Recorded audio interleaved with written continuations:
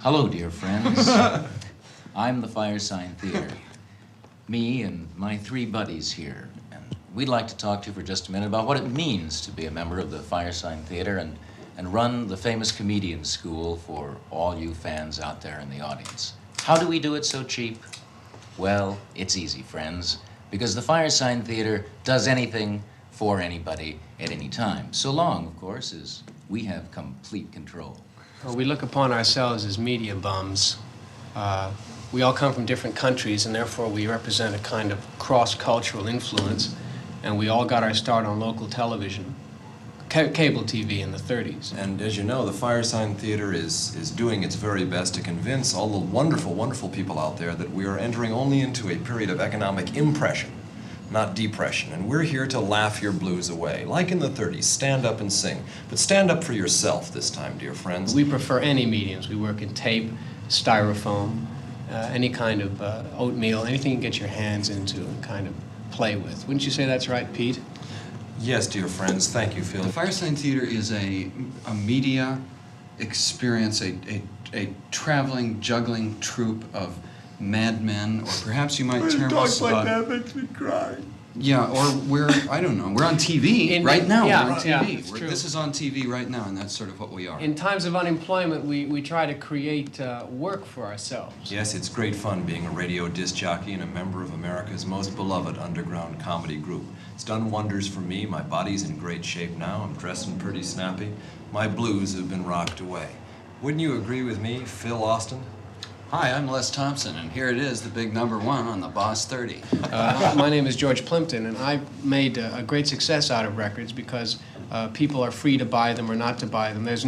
You don't have to worry about turning off the record player, the television set. I mean, there's no decision to get up off the bed. If you buy a record, you're generally going to listen to it. That's why we worked with Columbia Records and put out discs. You know. Tell them about it, Don. Well, we're the Firesign Theater. That's fire sign because there are 4 of us and we're all fire signs. Astrologically speaking, there are 2 Sagittariuses. I'm the right foot, and Peter Bergman here is the left foot. Hi. And there's a Leo over there, the heart of our group, Philip Proctor. And Mr. Austin here is the head, or the brains. We got together from various pursuits in the entertainment industry and related fields. David Ostman was once an executive at ABC and is still and was a poet, a writer. Phil Austin is a writer, a scholar, and an actor. Peter Bergman and Phil Proctor is an actor. And, Peter Bergman is a radio personality from the early days of local Los Angeles radio. We used to be in radio. Thank you. I'm being prompted here by my friend, but we do a radio show and have done for about 4 years. We all got together on the Radio Friage show initially, which was about 4 years ago, and did some improvisations live on the air to which people could respond by telephone. And no matter how far out the improvisations were, and they were very far out, the people responded as though they believed everything that was being said, which gave us a certain clue to the direction of our humor.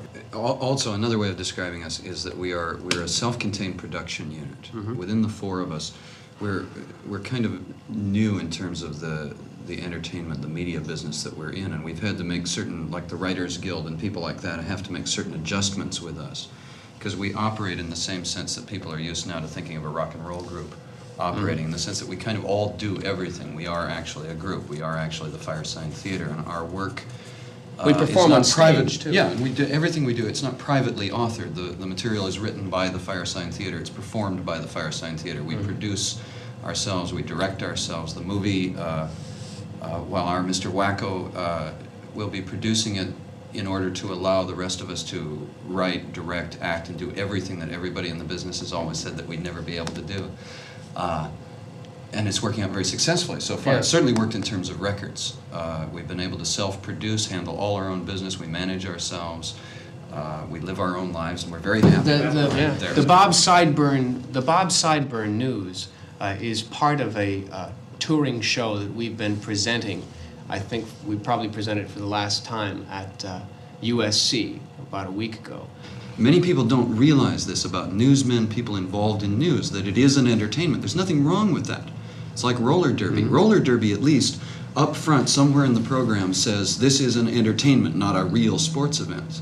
And I suppose if we're saying anything, we're saying that it would be nice that if the news and pro football, for that matter, would say the same thing, then we'd all at least know what we're talking about, that these things are staged. The news is an entertainment. Yes, I right. mean, Walter Cronkite and George, you know, Putnam, or Kevin Saunders, or whoever your newsman may be, is an entertainer. He's an actor. The national disaster doesn't happen to him. I'm an actor. A newsman is also an actor. A person who sells you soap in a commercial or sells you anything is an actor. It's all actors. Nothing wrong with that. No. But it's not real. Television isn't real.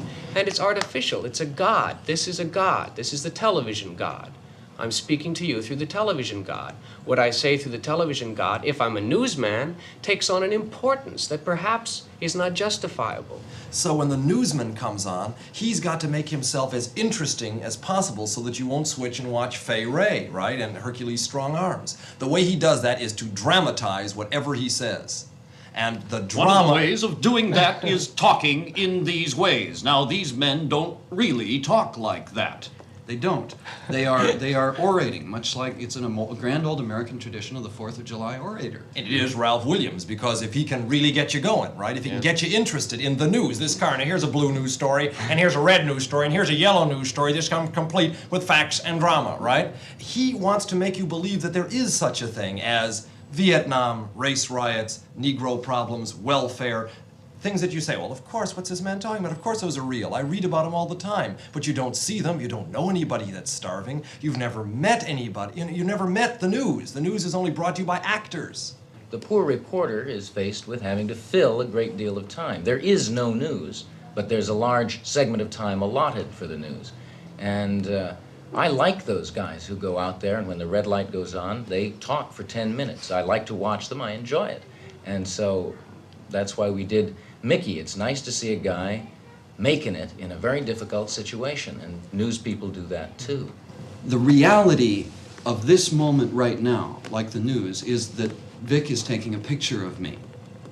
And I change the way I'm talking to match that phenomenon. Walter changes, you change, everybody changes when they're in front of a camera, when they know that a tape recorder is on, or even when they talk on the phone. Most people have phone voices. I'm talking to this camera right now, and I can see my reflection in this orange filter, right? So everything I say is the truth only by being true. It's not real. It's not bigger than life. Just because I'm in your living room on your TV set doesn't mean anything. It doesn't mean anything. The man behind the camera keeps squinting and closing one eye because he's looking through the machine, and he's also catching glimpses of the other reality through his left eye, which is real. See? Is it his legs or the tripod that's holding up the machine that's projecting me through your machine into your home? And what's holding you up? It's all pretty funny, isn't it?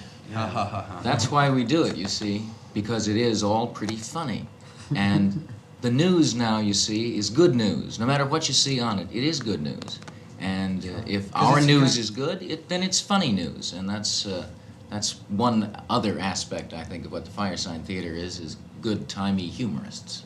Yeah, right, indeed. Good old-timey humor. Yes, Miss D'Angelo. Mr. President. You said that news is staged. Now, what do you mean by that? Staged. Why would I say that news is staged? Okay, now. To amplify what I meant by staged. Do I have to repeat it? I was getting into it. You have to repeat the question. Okay. I have to repeat the... You asked I would him say news why is news is staged staged. because there's some, answer that way. If you could just run what we've just gone through here right now, that would be it. I mean, if you could possibly do that. See, what we just went through with Vic's voice, with everything like that, is just exactly what I was talking about. We are rolling. The Firesign Theater, if it's anything, because it is a group, because it has a superego, which is the four of us in agreement, it demonstrates that four free men or four free women would make no difference, can come together and be each other's... Well, it would make a difference, Yes. Charles. Especially if they came together. Four free, independent, conscious men can come together in each other's presence for a long time. We've been together for 4 years, almost daily, and get closer and closer together and be able to be more and more free with each other, to create more and more. And that's, I think, the lifestyle of the 70s. We're having a good time and we're free, just like you are. Who's you? Who am I talking to? Who's that guy? Mr. Ariflex.